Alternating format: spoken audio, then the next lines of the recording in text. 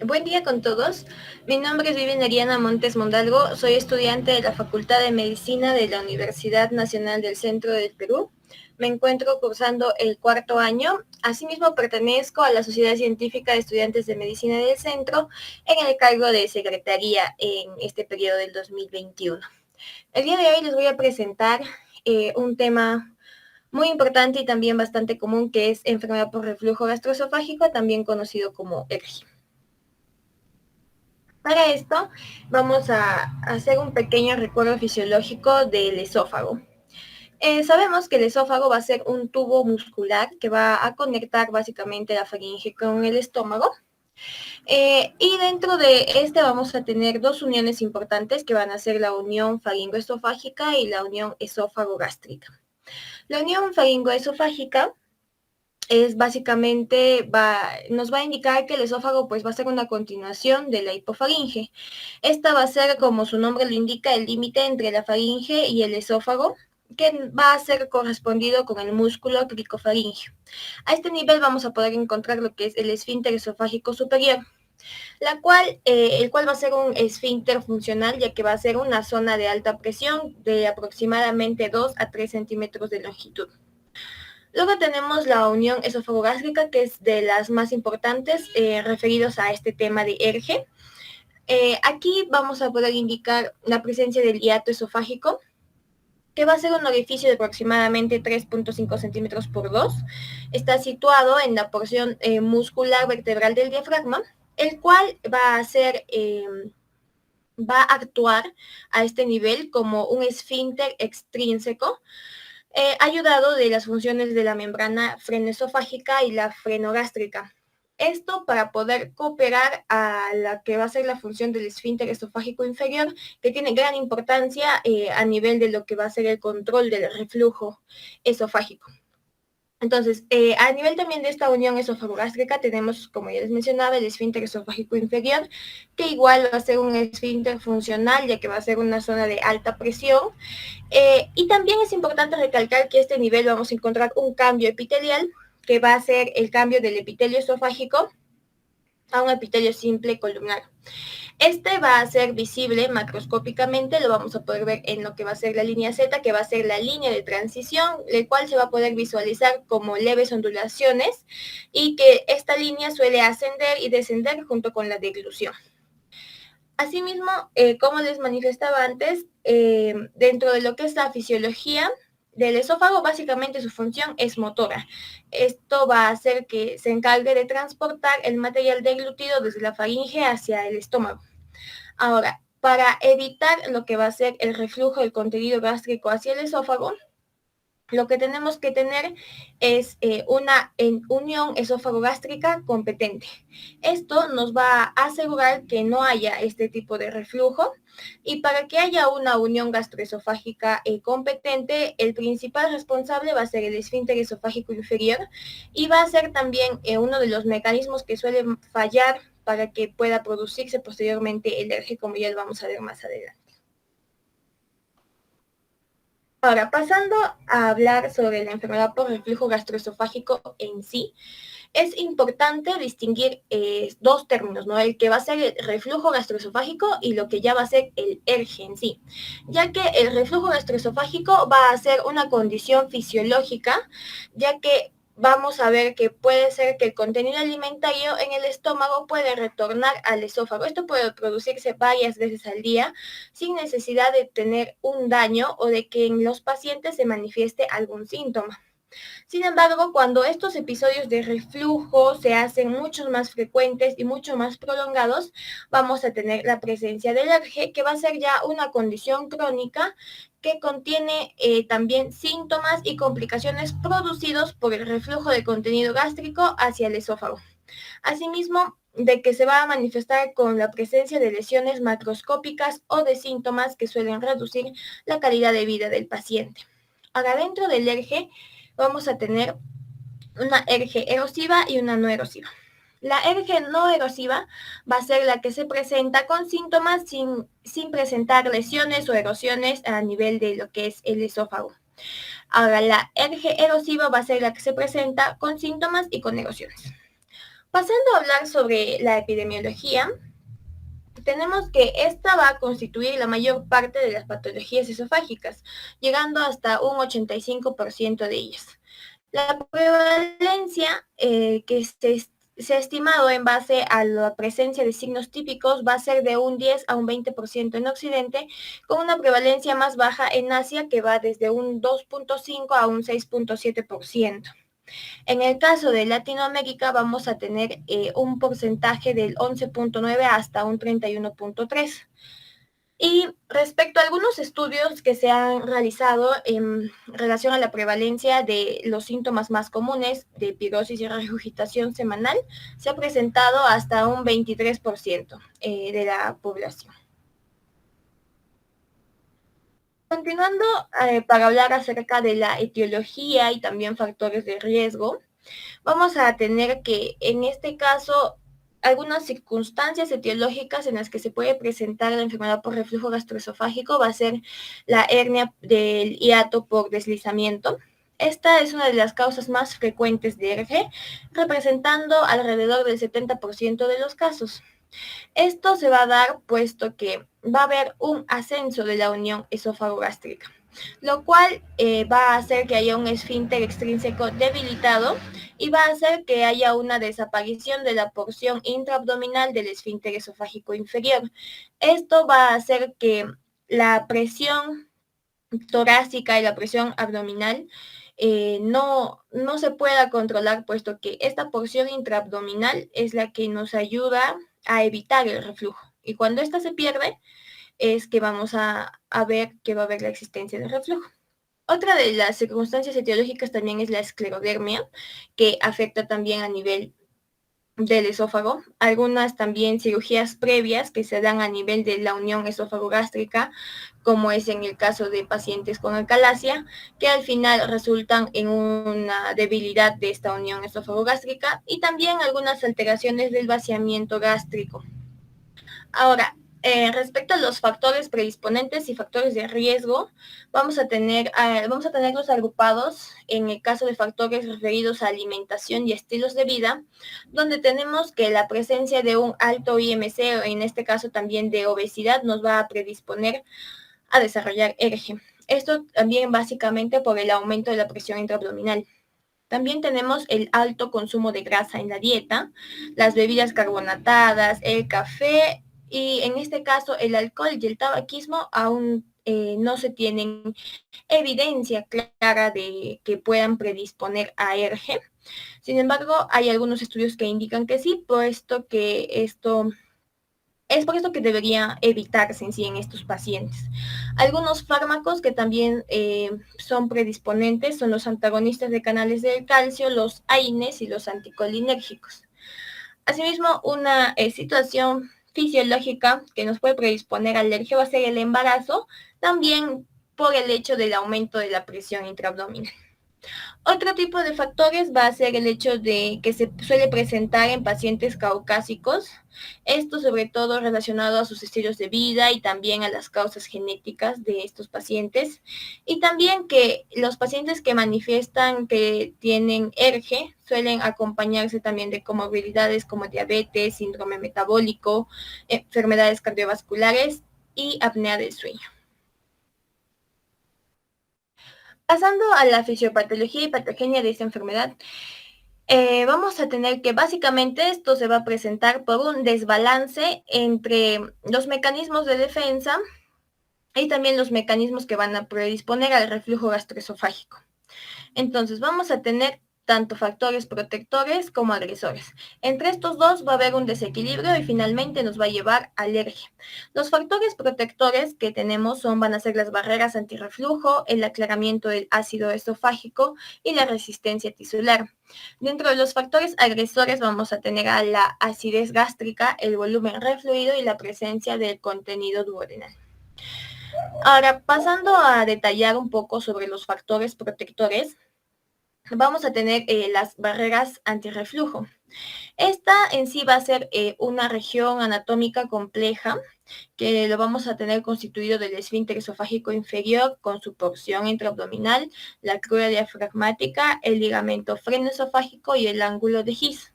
Estas barreras van a determinar la frecuencia y el volumen del contenido refluido. Entonces, su correcto funcionamiento nos va a ayudar a evitar lo que va a ser el eje. Luego otro de los factores protectores que tenemos es el aclaramiento esofágico.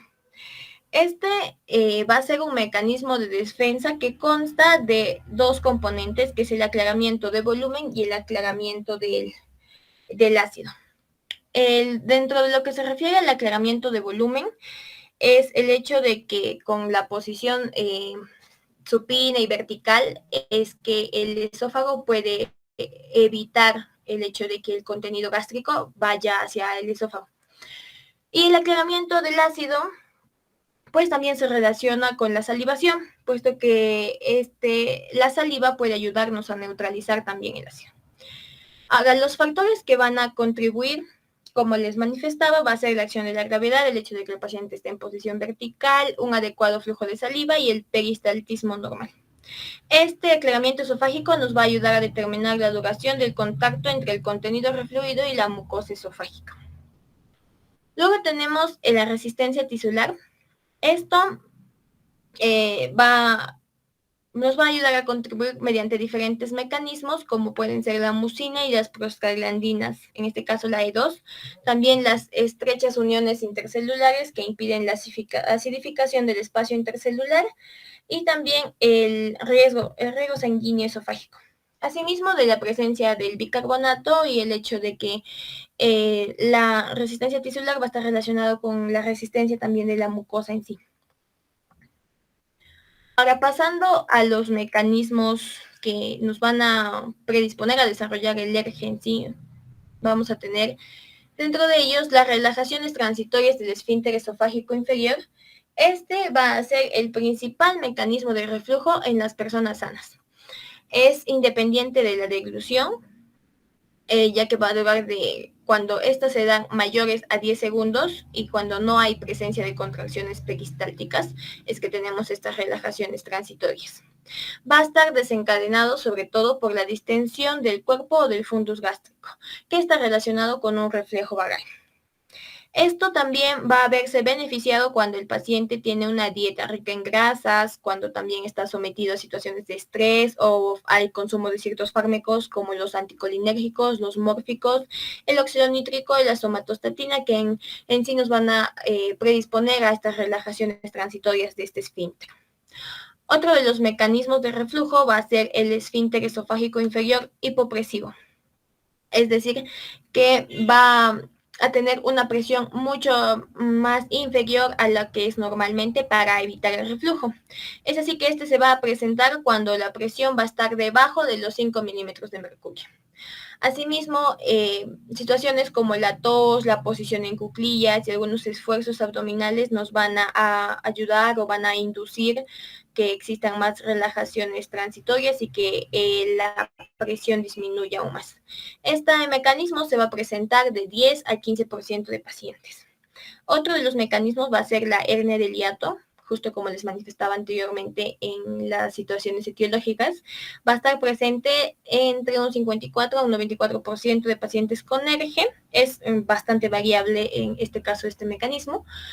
Esto se va a dar, como ya les manifestaba antes, por el desplazamiento proximal del esfínter esofágico inferior. Esto va a hacer que haya una reducción de la presión basal y va a favorecer el reflujo. Asimismo, estas hernias hiatales nos suelen incrementar la presión abdominal, cooperando más hacia la presencia del reflujo. Otro de los mecanismos va a ser el componente gástrico. La combinación de un pH menor a 3 y la concentración de la pepsina nos suelen dar alteraciones histológicas y también la aparición de las esofagitis. Es por eso que también está considerado en este nivel. Ahora, pasando a las manifestaciones clínicas y a la clínica en sí de esta enfermedad, lo vamos a poder ver mediante la clasificación de Montreal, pero antes de esto, las manifestaciones clínicas más comunes que se presentan en lo que es la enfermedad por reflujo gastroesofágico es, uno, la pirosis y también la regurgitación, la odinofagia. Entre esas tres son las más comunes. Ahora, pasando a lo que es la clasificación de Montreal, esta nos va a dividir en las ERG que se presentan con síndromes esofágicos y los que se presentan con síndromes extraesofágicos. Dentro de los que se presentan con síndromes esofágicos, tenemos aquellos que son síndromes sintomáticos y los que son síndromes con lesión de mucosa. Dentro de los síndromes sintomáticos vamos a tener el síndrome típico de reflujo, que también es conocido como HERNE, y que ya les manifestaba que se presenta sobre todo con pirosis, regurgitación y también incluso con dolor torácico por el mismo hecho del reflujo. Ahora, dentro de los síndromes con lesión de mucosa, vamos a tener dentro de ellos la esofagitis, también puede estar la estenosis, esófago de Barrett y el adenocarcinoma, que suelen presentarse, como podemos ver aquí al lado de la derecha, como complicaciones posteriores ya de lo que es de la enfermedad por reflujo gastroesofágico. Ahora, yendo a lo que es los síndromes extraesofágicos, vamos a tener dentro de estas dos clasificaciones más, aquellos que sí presentan asociaciones establecidas con alergia y aquellos que solo tienen asociaciones propuestas. Dentro de los que sí hay asociaciones establecidas con alergia, tenemos aquellos que se presentan con la tos por reflujo, la laringitis por reflujo, también asma y también hasta erosiones dentales por el reflujo. En este caso, estos síntomas se van a asociar con el alergia. En aquellos en los que hay una asociación propuesta, está lo que es la presencia de faringitis, de sinusitis, de fibrosis pulmonar idiopática o de otitis media recurrente. Ahora, respecto a la evolución clínica, esta va a depender si es que se sigue o no una evolución erosiva o no erosiva. En el caso de que sea un RG no erosiva, este suele presentarse como un patrón crónico, alternando entre episodios de exacerbación y de remisión de los síntomas. Menos del 25% suelen evolucionar a los 20 años. Y en el caso de la erosiva, tiene una mayor prevalencia de las complicaciones. Pasando a lo que es el diagnóstico, este se puede establecer con la clínica en sí, como les manifestaba, la presencia de la regurgitación, de la pirosis, de también del dolor sobre todo.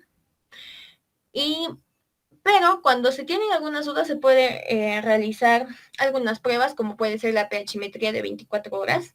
Esta va a ser una exploración que nos va a dar mayor sensibilidad y especificidad para lo que es el diagnóstico de ERG, ya que nos va a permitir cuantificar la exposición al ácido del esófago y analizar la capacidad de aclaramiento. Ahora, también se puede hacer lo que es una prueba de supresión ácida. Esto ya es un ensayo empírico con inhibidor de las bombas de protones. Esto sí es útil y ventajoso en cuanto a lo que es simplicidad y tolerancia respecto a realizar una endoscopía, pero no está considerado ya mucho para lo que es el diagnóstico, teniendo en cuenta que tiene una sensibilidad del 75% y una especificidad del 55%. Ahora, la endoscopía en sí no es una técnica para evaluar la enfermedad por reflujo gastroesofágico, sino para ver la presencia de la esofagitis. Esto va a estar indicado en pacientes que tienen síntomas que persisten, síntomas estresofágicos, síntomas esofágicos en pacientes inmunodeprimidos, en aquellos en que puede haber presencia de masa, de estenosis o de úlceras. Y estos hallazgos de endoscopía se van a poder clasificar dentro de las diferentes clasificaciones, que son la de Savary-Miller y la de Los Ángeles, del cual vamos a tener en el caso de Los Ángeles de un grado A hasta un grado D. En el caso del A va a ser la presencia de una o más lesiones de la mucosa inferiores a 5 milímetros, y yendo hasta el grado D va a ser la presencia de una o más lesiones de la mucosa, pero que se limitan a un 75% de la circunferencia. Eso lo vamos a poder ver aquí en las imágenes de endoscopía de lo que es la clasificación de Los Ángeles. Ahí están todas, como se puede observar, las diferentes lesiones que se pueden encontrar. Y ahora, pasando al tratamiento, Estas van a estar divididas en medidas higiénico-dietéticas, también en tratamiento farmacológico y ya, bueno, posteriormente puede haber un tratamiento quirúrgico. Dentro de estas medidas que el paciente puede tomar, algunas que son útiles que se ha visto es el hecho de elevar la cabecera de la cama o perder peso si es que hay un exceso de abandonar tóxicos como el tabaco y el alcohol y evitar acostarse tras las comidas, ¿no? Asimismo, evitar algunos alimentos con santinas como el chocolate, el café, el té, las grasas y comidas picantes, entre otros. Ahora, yendo al tratamiento farmacológico, este está dado sobre todo por el inhibidor de la bomba de protones y también los anti-H2. El inhibidor de la bomba de protones vamos a tener sobre todo lo que es el omeprazol en una dosis de 20 a 40 miligramos por día. Y en el caso de los anti-H2 se utiliza también la ranitidina en una dosis de 150 miligramos cada 6 a 12 horas. Este suele ser el tratamiento farmacológico en sí. Ahora, ¿qué sucede? Es que muchos pacientes no presentan mejoría incluso en el tratamiento. Posterior a esto, se les da una dosis doble a lo que ya se les solía dar. E incluso ya viendo que esto no prospera o no hay mejoría, se puede llegar a un tratamiento quirúrgico, que son conocidas como las operaciones antirreflujo, que es una funduplicatura esofágica, que nos va a ayudar a dirigir los aumentos de presión gástrica al esófago abdominal de forma circunferencial, contribuyendo así al cierre y evitando el reflujo. Dentro de las que se emplean más en el tratamiento quirúrgico es la funduplicatura de Nissen de 360 grados y la parcial de Topeto. Respecto a la presentación del artículo científico, esta es un artículo original que está titulado como factores de riesgo asociados a recaída de enfermedad por reflujo gastroesofágico en pacientes de primer nivel de atención exitosamente tratados con inhibidor de la bomba de protones. Este artículo lo que busca es encontrar qué factores están asociados al hecho de que el paciente, después de haber sido tratado y después ya pues de presentar la mejoría y todo, vuelva a presentar lo que va a ser el reflujo gastroesofágico. Entonces, en estos pacientes se tuvo primero que se evaluaron a 90 pacientes y dentro del seguimiento se perdieron a 7. Luego se incluyeron 83 pacientes, de los cuales estos tuvieron tratamiento con inhibidor de la bomba de protones 4 semanas, teniendo una respuesta exitosa en 74 pacientes. Finalmente, al finalizar esta investigación, se tuvo una tasa de recaída acumulada de 49 pacientes, que es alrededor del 66.21%. Y así podemos ver que hay una alta tasa de recaída en lo que es ERGE. Ahora, según este artículo, en el análisis que realizaron, se encontró en el caso de su análisis bivariado, que se hizo pues basal y también a las 12 semanas de encontrar el éxito con inhibidor de la bomba de protones, se encontró que el consumo de café, el alcohol, los cítricos, las bebidas carbonatadas y también alimentos picantes aumentan el riesgo de recaída de ERG.